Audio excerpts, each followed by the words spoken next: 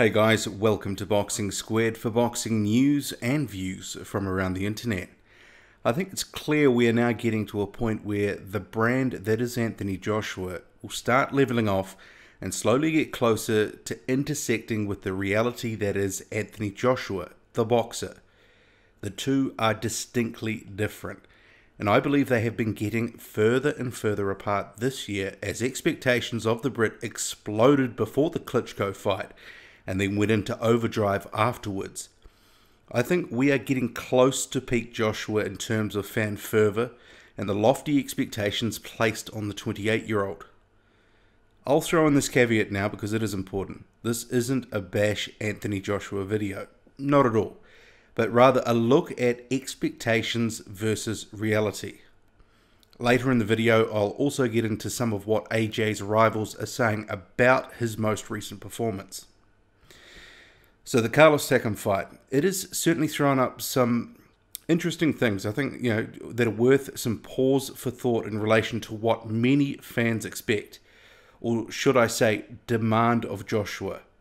It's fair to say even the most ardent Joshua supporters would agree while it was a good performance overall, it wasn't a barnstorming, rock'em sock'em sort of fight that fans, especially casual fans, have come to expect. Instead, it was a really solid boxing performance where he largely dominated the rounds, winning most, if not all of them. But it wasn't easy. He had to overcome some adversity in the form of a broken nose, and Takam also gave him some issues. It wasn't all one-way traffic. I always said getting a win against the French citizen, who was originally from Cameroon, would rate as AJ's second best win. And so it proved.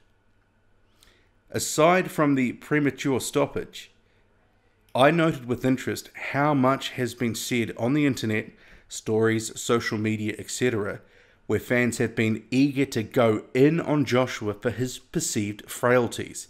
Things like he was stiff, slow, hittable, too heavy, and made Takam, who's not a noted runner, look like a great mover. And not just Parker and Wilder fans, but fans in general. And even some of Joshua's fans didn't think he looked $1 million. I got a number of comments to that effect in the comment section of my post-fight review.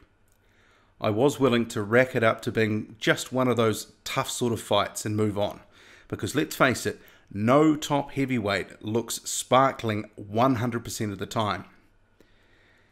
Then I had a number of conversations with people that I know who I would deem casual boxing fans who either caught the fight live or saw some of the highlights later on. So these are the sort of people who have been swept up in the ever-increasing hype surrounding Anthony Joshua. You probably know the type, the sort of people that dip in and out of boxing a few times a year when a big fight is on.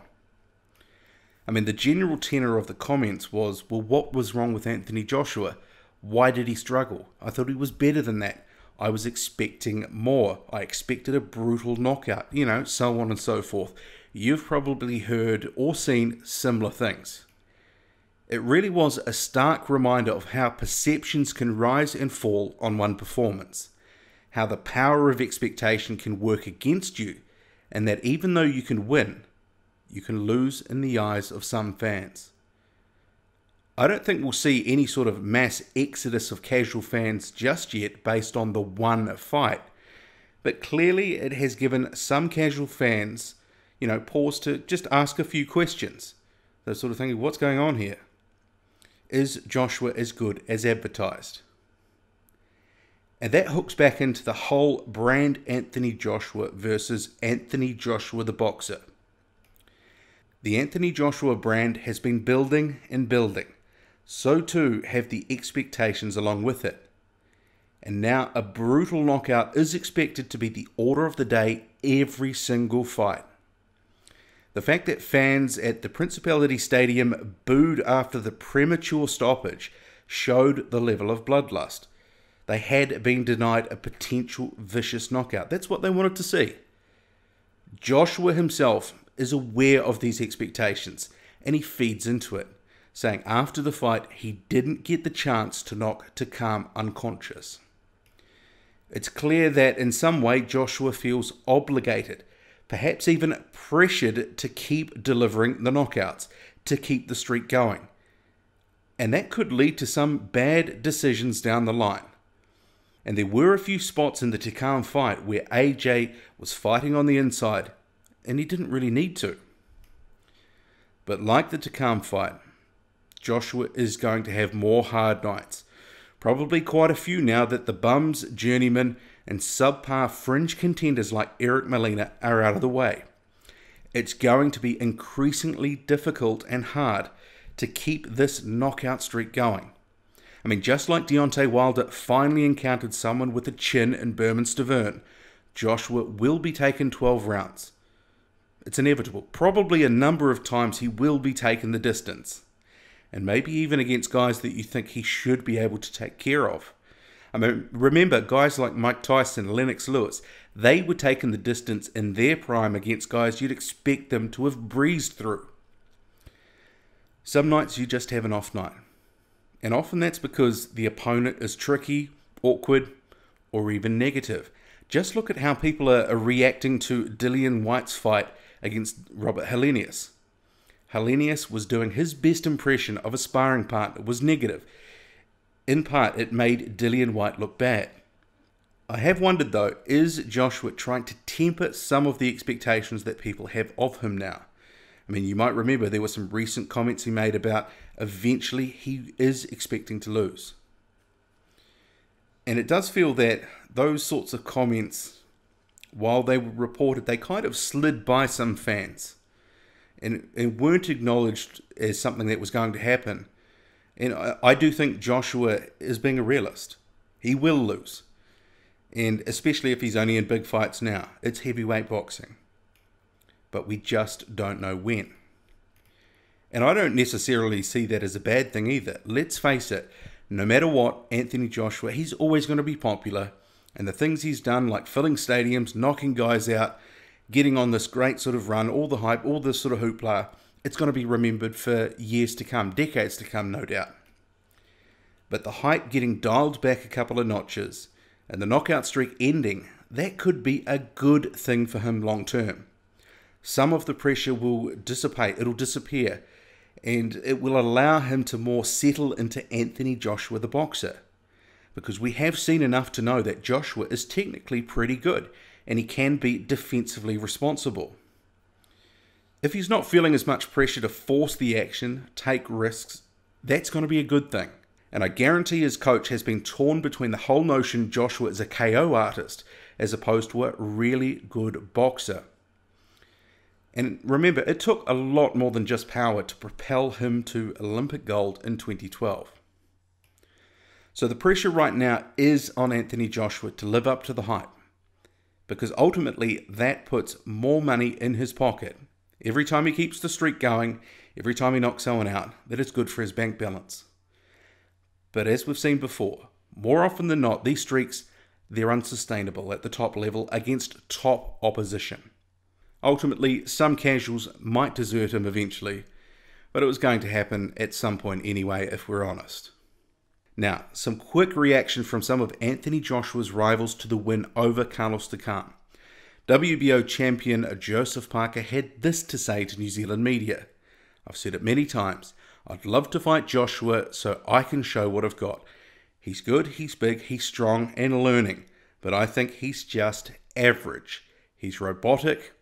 The jab he was throwing was very slow. He steps up all the time, but I don't think he looked that impressive today.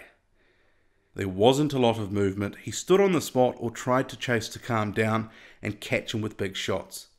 We're waiting for them to give us a good offer. The more I see of him, the more I think, damn, if I fought this guy, I'd knock him out. And Parker's trainer, Kevin Barry, he was quoted as saying, "It made me feel that we have a very, very good chance of dethroning this guy. While watching the fight, I am in my mind seeing many ways for Joe to nullify his attack and to open up holes on his defense. I thought Joshua was robotic. I thought he was slow at times. I thought his lead patterns were very predictable. And once again, he showed that he definitely has stamina problems. He was blowing big time." And Parker's media man, Craig Stanaway, he even got in on the action, posting this tweet, see on screen, and he was trying to turn Eddie Hearn's words against him and into a positive for Parker. So Hearn's tweet was, also Hearn's quote, which Stanaway tweeted, "Takam is very tough for someone who's only had 20 fights." And Stanaway notes Parker beat Takam in his 19th fight and was in fact 817 days younger than AJ. And I'd also note that a poll on stuff.co.nz, just to throw this into the mix here, it asked, would Joseph Parker beat Anthony Joshua next year? And 3/4 of the 14,000 respondents said no. Pretty interesting, right? Deontay Wilder, meanwhile, he was interviewed by Fight Hype. You can probably find that just by searching that. He said he wasn't impressed one bit by the win, saying the stoppage, it was premature. The ref wanted to end the fight from the 4th round onwards. Joshua has stamina problems. He's lifting too many weights. And Wilder also questioned whether the extra muscle is actually helping or hindering AJ. So both guys, they're raising many points that the fans are raising. Jarrell Miller, meanwhile, contender Jarrell Miller, he let loose on social media. Check this clip out. Eddie Hearn, I'm telling you, I'm coming for his neck. Don't play with me. I want that boy after I smash this dude. Watch. I'm telling you. That boy overrated, bro. He overrated. Yo, that boy's overrated. Yo, there's so much protein shakes you can drink. That boy's overrated. He don't need no more protein. That boy's overrated. I don't care. Yo, Deontay. Yo, if you don't get him, I'm going to get him. Yeah, he overrated. Oh, my. Yo, let me tell you something, bro. Foul. I had to kill Gerard Washington to get a stoppage. Yeah. And you see that crap? Yeah, they vibe. So what do you make of it all? Drop a comment, hit like, hit subscribe, follow me on Twitter, boxing_squared. That's boxing_squared. I'm out.